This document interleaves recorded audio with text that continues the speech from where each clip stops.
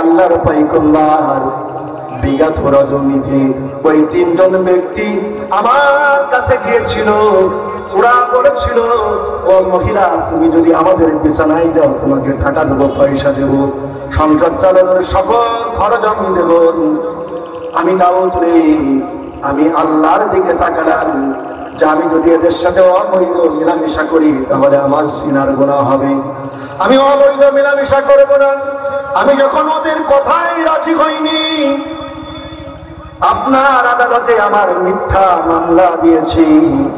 ও দাউদ রে শোনেন, শুধু আমি মহিলা না, এই পৃথিবীতে যারা হকের পথে থাকবে আমার মতো ওদেরও আদালতে মিথ্যা মামলা হবে। কথা বলুন ঠিক না বেঠি? দাউদ বলল, সাক্ষী হাজির করুন। মহিলা বললেন, আমার কোন সাক্ষী নয়, আমার এক সাক্ষীর নাম হচ্ছে আমার আল্লাহ। জোরে বলুন সুবহানাল্লাহ। দাউদ দেখো, ওই গভীর অগ্নিতে আমার আল্লাহ ছাড়া আমার আর কোন সাক্ষী নাই। দাউদ বলছে, মহিলা সাক্ষী যদি হাজির না করতে পারো তোমার রায় হয়ে যাবে, তোমাকে মাজার সামনে পুঁতে দুর্রা মেরে তোমাকে পাথর মেরে মেরে হত্যা করা হবে। মহিলা বললেন, দেখো আপনি যদি রায় দিয়ে দিন আমার করার কিছু নাই, তবে মামলা হচ্ছে মিথ্যা মামলা। কি মামলা জোরে বলেন? মামলা কি মামলা জোরে বলেন? দাউদ রে, ক্ষমতা আপনার হাতে, দেশের রাষ্ট্রপ্রধান আপনি, আপনি সব কিছু চালান। আপনি যদি আজ আমাকে মিথ্যা মামলায় ফাঁসির মঞ্চে ঝুলিয়ে দেন, আমার করার কিছুই নাই। হযরত দাউদ আলাইহিস সালাম বললেন, রাই রাই রাই, এই মহিলাকে দিবালোকে মানুষের সামনে মাজার সামনে পুঁতে পাথর মেরে মেরে হত্যা করা হোক। মহিলার যখন মাজার সামনে পুঁতেছি, মহিলা আকাশের দিকে তাকিয়ে আল্লাহকে ডাকে, আল্লাহ, একটু জিকির করেন, আল্লাহ আল্লাহ লা ইলাহা ইল্লাল্লাহ। মহিলা আল্লাহর দিকে ডাকেন।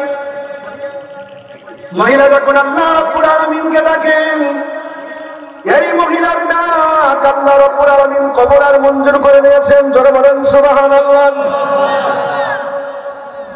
ওই পথ দিয়ে যাচ্ছিলেন আল্লাহ রাব্বুল আলামিনের এক পয়গম্বর হযরত সুলাইমান আলাইহিস সালাতু ওয়াস সালাম, দাউদের ছেলে সুলাইমান ওই মহিলার দিকে লক্ষ্য করে করে দেখে যে মহিলা যেন আকাশের দিকে তাকায় আর বিড়বিড় করে যেন কি বলে। সুলাইমান মনে মনে চিন্তা করল, আমার বাপের আদালত আজ পর্যন্ত যত মানুষের ফাঁসির রায় হয়েছে, মৃত্যুর রায় যত মানুষের হয়েছে, ওই মানুষকে যখন ফাঁসির মঞ্চে ঝোড়াই, বাবারে মারে বলে কান্নাকাটি করে, বাঁচাও বাঁচাও বলে কান্নাকাটি করে, এই মহিলা আকাশের দিকে তাকিয়ে আল্লাহর সাথে পিড়পিড়ি করে কি যেন বলে আর চোখের পানি ধরে মিসকি মিসকি হাসি। এই মহিলা নিশ্চয়ই আল্লাহকে ডাকে, তাড়াতাড়ি আমি আমার বাবার কাছে যাই, এই রায়ের ভিতরে কোন রকম কোন কিন্তু আছে। সুলাইমান দৌড়াতে দৌড়াতে এসে বাবার কাছে এসে বলল, বাবা দাউদ, তাড়াতাড়ি করে মহিলার রায় বন্ধ করুন। জোরে জোরে বলুন সুবহানাল্লাহ। মহিলার পাশে দাঁড়িয়ে আছে দাউদের মন্ত্রী। মন্ত্রী বলছে, মহিলা, একটু পরেই তোমাকে পাথর মেরে মেরে হত্যা করা হবে। দাউদ আল্লাহর পয়গম্বর, দাউদের মনটা নরম। তুমি যদি দাউদের কাছে সাধারণ জীবন ভিক্ষা চাও, তোমার জীবন ভিক্ষা দিতে পারে, তুমি দাউদের কাছে জীবন ভিক্ষা চাও। মহিলা বলছে, মন্ত্রী শোনো, প্রকৃত মুসলমান যারা এক আল্লাহ ছাড়া জীবন ভিক্ষা চাই না, তারা জোরে বলুন সুবহানাল্লাহ।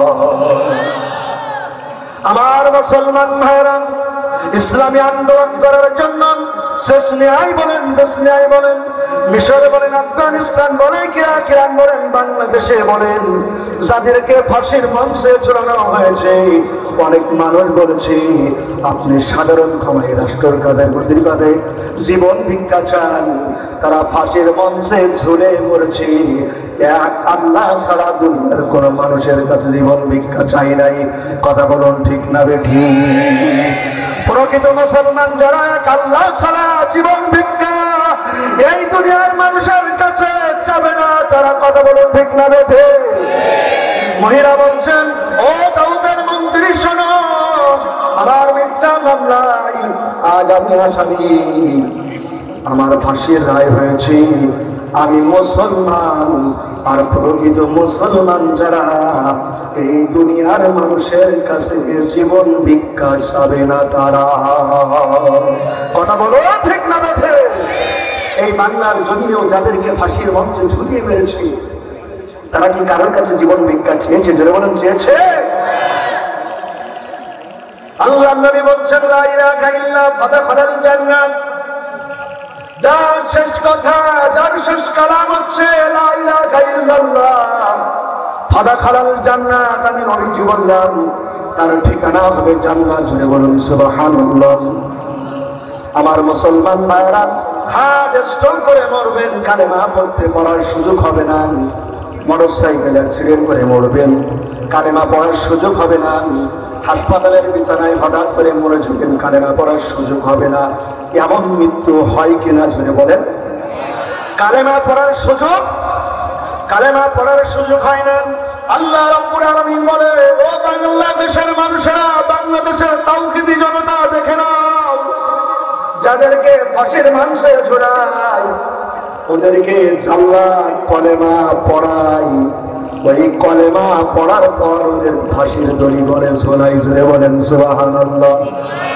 ওদের শেষ কথা হয় লা ইলাহা, আরো জোরে বলেন কি? লা ইলাহা। ওদের শেষ কালাম হচ্ছে লা ইলাহা। ওরা লা ইলাহা ইল্লাল্লাহ পড়তে পড়তে ফাঁসির মঞ্চে ঝুলে ওদের মধ্যে দেরি হয়, আমি আল্লাহ আমার জান্নাত দিতে দেরি হয় না। জোরে বলেন সুবহানাল্লাহ। দাও খোদা দাও আমায় আবার ওমর দারসুদিল, দাও খোদা দাও আমায় আবার ওমর দারসুদিল, দেওয়ালের মতো বীর সেনানী, দেওয়ালের মতো বীর সেনানী, জাগাতে নিখিল, দাও খোদা দাও আমায় আবার ওমর দারসুদিল। জোরে বলেন সুবহানাল্লাহ। আমজাকে দাও ঘরে ঘরে জীবন দিতে ওয়াকাতরে। কথা বলো ঠিক না বেঠি?